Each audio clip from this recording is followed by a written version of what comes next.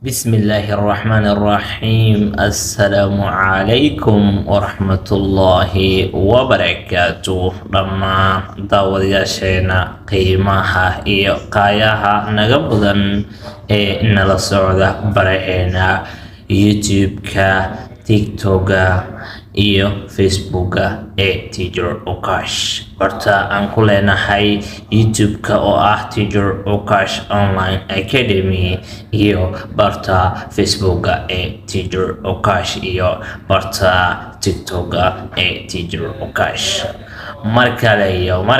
waxaad ku soo dhawaataan course-keeni ahaa new concept english bogiisa koowaad first things first maanta maxaan qaadan doonaa cashirkiisii 15aad haddaadan hore usoo daawan 14kii cashir ee hore waxaan ku dhignay qaybta description-ka haddii aad naga